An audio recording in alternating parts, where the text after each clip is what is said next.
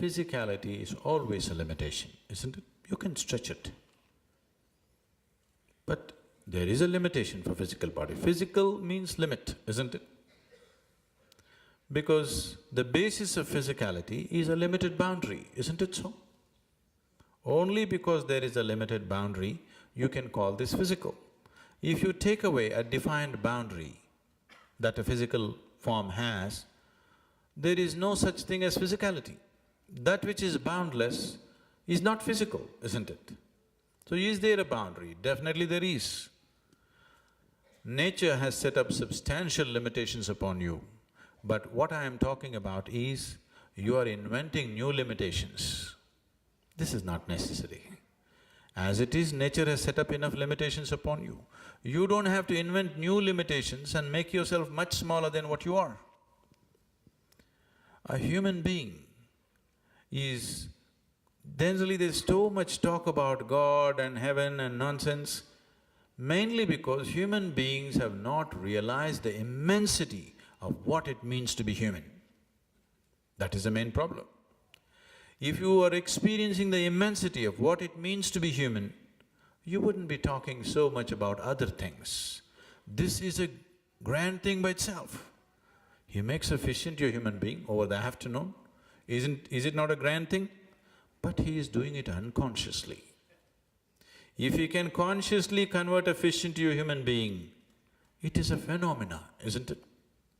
Isn't it so? It is an impossible phenomena which all of you are performing, but unconsciously. So how much of you has entered into your consciousness? That's a question. If you look at it, actually not even 1% of who you are has entered into your consciousness right now. If a few more percentage points enter, suddenly everything that you do looks like superhuman. Now, people around me every day witness things which they can't believe. So people keep on saying, Sadhguru, are you superhuman? Are you a human being? I keep reminding them, this is not about being superhuman. This is about realizing being human is super.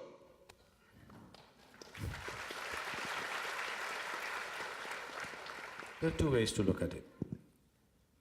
One way is, everything is a miracle. Tell me, you put filth into the ground and mangoes come out of the tree, sweetness. The filth and the sweetness of the mangoes, are they same? They are same, isn't it so? Aren't they same? The food that you eat and what you do in your toilet the next day, they are same, isn't it so? Yes or no? If you put that same filth into the field tomorrow, once again it becomes your food, isn't it so? It is the same. But can you treat both of them the same way? No, you need discretion as to how to treat it, but they are same, isn't it? Making filth into mangoes, is this not a miracle? Making fish into a human being, is this not a miracle? Yes or no? Everything is a miracle. That's one way of looking at life. Another way of looking at life is, nothing is a miracle. Everything is happening between cause and effect. If you are short-sighted enough not to be able to see the cause, you're only seeing the effect, then it is like this. If you're able to see both the cause and the effect, everything is explainable, everything is repeatable, everything is possible to make it happen. Now I am talking about a technology to make you into a miracle. But this is not a miracle. All technologies look like miracle, isn't it? Suppose you know nothing about electricity and the hall is dark right now and I tell you, you just watch it now, I will just touch this part of the wall and the hall will be flooded with light. And if I do it, wow, you will bow down to me. Yes or no? Anything that you do not understand is a miracle for you, isn't it? Yes?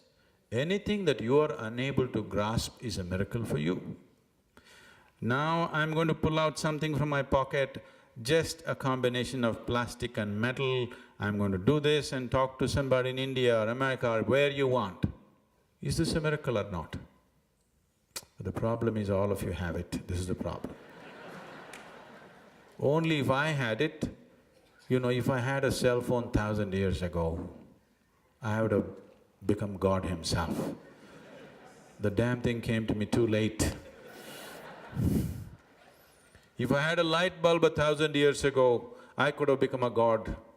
The damn thing came too late. Technologies never come in time, Anything that you do not understand is a miracle for you.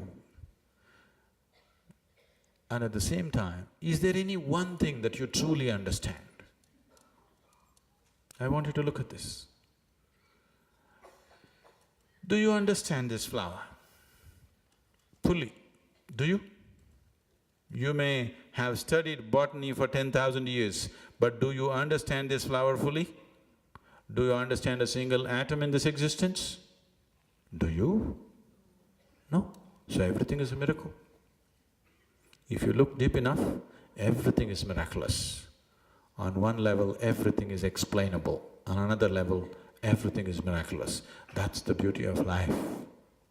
If you have the necessary reason and the necessary sense of wonder and inquiry in you, you can know it all and still wonder about it, because you can study this flower for the rest of your life and still wonder about it. That's the beauty of existence, isn't it?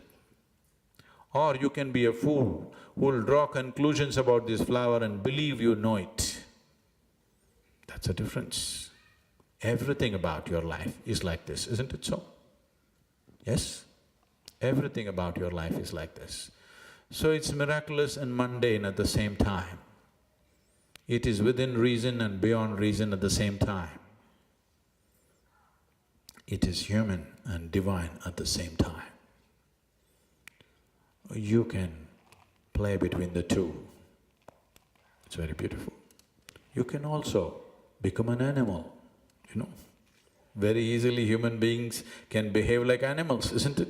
Because what is human is not established.